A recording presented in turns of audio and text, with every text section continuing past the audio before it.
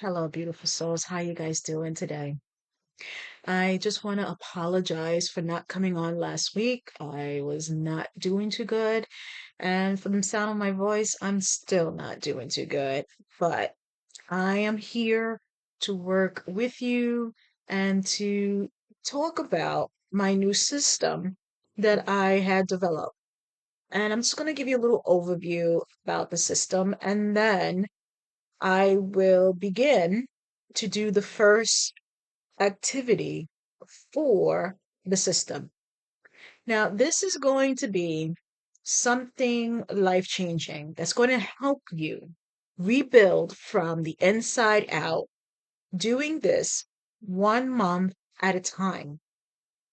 And this is not just another workbook or another journal that you fill it in and forget about it. No, this is going to be a commitment for yourself. You're going to grow and you are going to see your true potential shine. But it takes commitment on my part and on your part. So we are going to do this each month, and we're going to focus on a power theme. And this theme is structured to design to unlock, strengthen, and realign our different layers. Now, think about the nesting doll. That's the little Russian dolls that they're from one to the next to the next, and then you have a full doll, but you have different layers of the doll. Well, that's how we are structured. We have different layers within us and also in our brains. So we have to go within and heal each area step by step, month by month, day by day. So this system is going to help us get restructured, back in alignment. So if you would like to work with me on this new idea, hit like, share, and subscribe, and comment on the bottom if you feel that this system can help you with your healing journey. Let me just go over about the brain so that you can get a good understanding on how this system is going to work for the whole entire body. But we're going to start with our brain. Now, our brains are very complex. It stores emotions, thoughts, and it's a function for us. So we're going to refresh ourselves about the three levels that hold negative energy. The first level is called the reptilian brain. Back in the day, it was called the id. Now it's called the survival center, and it's located at the base of the brain. And this is the oldest structure that's ensuring survival and automatic responses. It handles life sustaining processes such as heartbeat, breathing, and basic instinct like flight or flight, feeding, reproduction. The characteristics of the id is immediate impulses, raw survival. I want it now. And that's the id. That's its attitude. I want it now.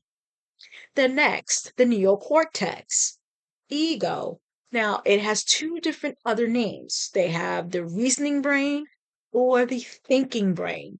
And this is the outer layer of the brain. And this represents the evolved part of the brain, allowing us to adapt, learn, and innovate. The neocortex enables us to have advanced cognitive skills and abilities, logical reasoning systems, problem solving, language, imagination, and innovation with creativity. In addition to this, we have a conscious thought and a decision making skill process. The characteristics of the ego, it acts like a mediator between instinct and cognitive conscious thinking. Let that flow within you a little bit. And I'll say it again. Basic instinct and consciousness. It's a reality check, logic planning, and it lets us compromise with the other areas of the brain. So it will be saying, let's compromise and think it through. That's that attitude for the neocortex. And finally, the limbic system, which is the super ego and is called now the emotional brain and is located in the middle of the brain that is surrounded by the reptilian brain and beneath the neocortex. Now, this response is very important with emotional and social behaviors. It manages the emotions and memories and motivation. The limbic system is the key of processing and regulating those emotions called fear, pleasure, anger, frustration. It balances it out. And the characteristics of the superego is you're on the diet eating cake, that's going to be bad. You're going to feel guilty. So that is the correlation with those three areas of the brain. Now, let me give you another example on how they work together. Let's talk about conflict and resolution. Here's a situation. You're tired, but you have an important project to finish. The id. Forget about the project, just go to sleep. Super ego. If you don't finish, you're going to let the others down. Don't be irresponsible. Ego. Let's work for 1 hour, then rest, and that way you make up progress. That is the correlation in conflict and resolution. Now with social interaction. Situation. Someone insults you. Here's the reptilian brain. Oh, that mofo did. He said what? I'm going to slap him into the next week. Super ego. Violence is wrong. Be the bigger person. Ego.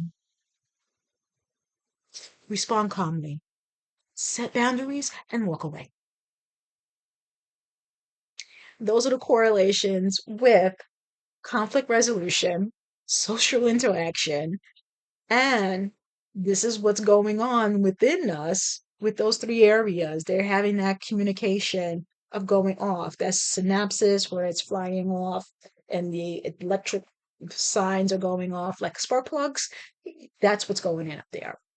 So we have to work on that. Understand the connection or the interconnectedness of those three aspects when they have negative energy. When you start doing things to build yourself up, case in point, you go to a therapist or you do life coaching sessions with someone and you're trying to rebuild yourself, get a better feel, get to the root of the problem. And this is going to happen. The id is going to oversee everything and start bringing memories out.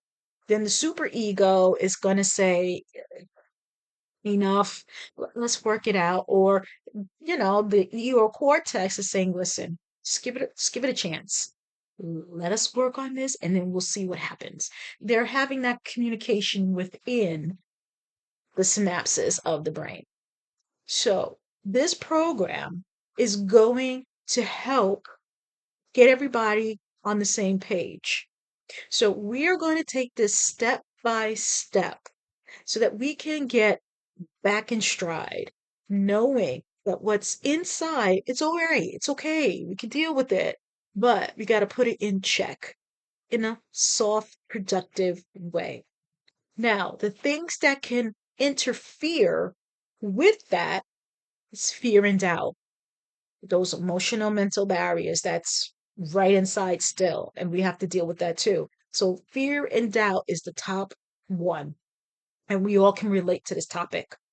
In some shape or way, we had an experience of feeling fear with failure, rejection, or the unknown of what's to come, because that's going to hinder our growth and limit our actions in all areas of our lives.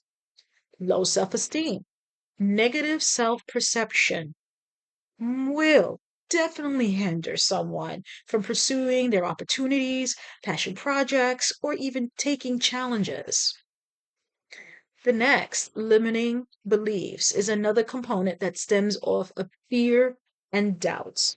These negative reminders, opinions, thoughts, or the state of mind restricts you in some way. So we have to go in and change that energy, putting a new positive belief to take over the negative. Next, imposter syndrome is another aspect of limiting beliefs. And this is when an individual doubts their accomplishments. Even though you worked hard, you went to college, or you took a course and you aced it and you did the right thing, but still, you're going to have that fear of doubt. People will put you down saying, well, that's not what the whole scope is. You missed the whole course. That type of energy will come through. Shine syndrome. This is another layer that people will hold themselves back from showcasing their achievements or taking the spotlight. Case in point, my situation. I did this show audio before I came on and have you guys see me for the face value of me. And this is something that my guides, they were saying, no, show yourself. Let them get comfortable seeing and hearing you. You have a beautiful light to shine. Shine through. Put it out there. Your energy is going to resonate with someone else who is looking for help. So when they see you and hear you and make the connection, they will know she's real. She's not AI. She's not phony. She's there, live and ready to go. So that's my personal story. The next, stress and burnout. This is the number one negative health factor that all of us probably had a taste of, but we can't let this chronic stress bring us down. So we need to flip the script on stress and burnout. What are some of the things we could do? Take that moment, decompress, re energize, and rejuvenate ourselves. Get away from what's already out there. I'm not even going to say the word. I am not going to give you a description. We all know. Need a break from all that malarkey that's out there. We can't keep it in. I don't look at the news, even though I should look at the news, but I got to decompress from the situation. And then when I am willing and able to hear the malarkey, then I will go back, look at it, and then turn it off. I have the power to turn it on and turn it off. And that's what we have to build on too. Now, we have to rebuild our foundations in every area in our lives. And this is where the alignment key will help you in your healing journey. Look at this alignment key as your healing compass. Now, everybody has a different key, but when we start off, we have health and energy. Okay, we're going to talk about our physical vitality, daily habits, and the ability to sustain the energy within you. Then next, relationships. Now, relationships can go in a very wide spectrum, and we're going to take it bit by bit. Think about you. You have self, you have platonic, and then you have romantic. Now, however order you want to work on, where you got a number one, that's where we start.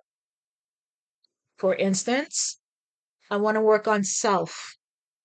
I'm always putting everybody first and not me. So now I have to start putting myself first. So that's one area that I have to work on. Now, again, using your compass, you will decide and be authentic about it without judgment which area of your life you need healing. The next, career or purpose.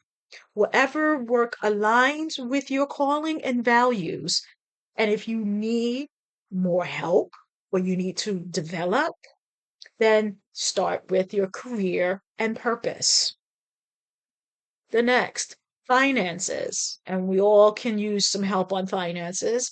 How would you develop a better relationship with your money, with abundance, and with the security of having a good amount of money in your account? You have to work on that. That's one area that you can work on. The next, spiritual life. Now, you are taking your healing compass and you're going within and asking, do I need more inner peace? And how can I get it? How I have to reestablish my faith? What are some of the things I need to do right now? The connection with higher purpose. It's there, it's real, it's true.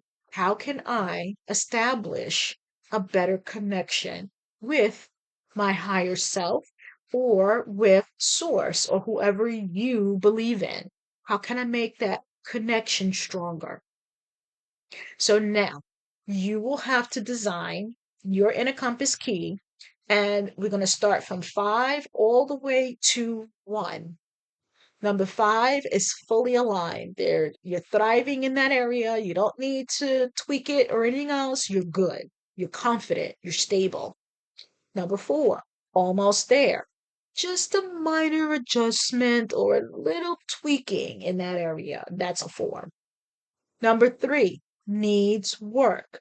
I notice the imbalance or the challenges that I'm going through, and I need to work on that in a frame of mind, better frame of mind, and in a different pace.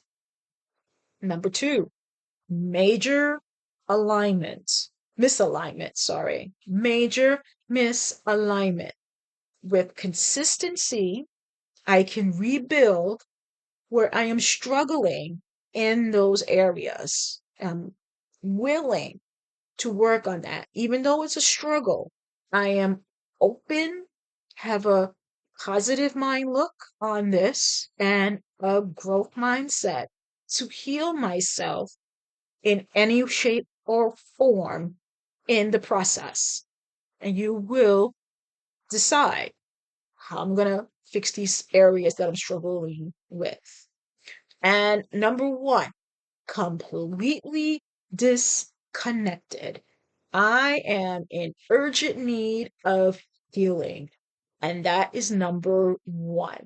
So you will decide using this scale which area of your life is a 5, a 4, a 3, a 2, or a 1. You will decide and be authentic with that information. Now, you will have your area of life, your rating, and if you want to write notes, you can do so. You can feel free to do that. And you could say what I want to hear first and why. Be very specific and get to the heart of the matter on why you want to get that area healed first. Then, once you have that compass structure, then you will decide on step 2, the weekly flow. And each week builds on the last. It's like a layer of the nesting doll. The first week will be awareness and clearing. And then I have a whole system on morning intention, mindset prompts, short attention span practices, and spiritual practices, and also reflection. That's the key. You have to reflect on the positive and the negative and in betweens on what you felt during this process. And then once we get to the whole year, that you did it. You healed yourself month by month, day by day, 365 days of healing. You did it. So I don't want to take some more time because I know the short attention spans are there. So I'm going to leave you on this note. Come close. You can do it. I have faith in you. I believe in you. You can do this. All it takes is commitment and dedication to get going. And we're going to work together on this process. It's going to be hard, but it's part of learning. And in addition to that, if you need additional help, I would love to see your comments, your likes, your shares. And then if you put the word Zoom by your handle, then I will personally send you the link for my Zoom room and we will work together. I'm not charging yet, but this is the starting point because I know all of us, we need this help. We need a little assistance.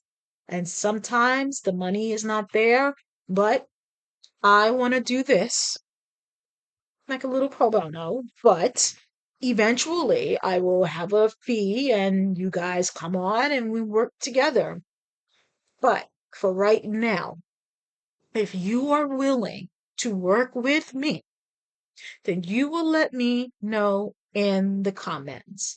And if I don't see a response, to each his own. I'm not going to be mad or upset, but at least I tried. I tried to give you my services and help, and it's going to take time. You're looking at me like a new kid on the block, which I am. I'm not a famous person. I'm just a regular Joe Schmo like you trying to help other people and work on my mission. So, with that being said, take care. God bless. And until we meet again, mwah, bye.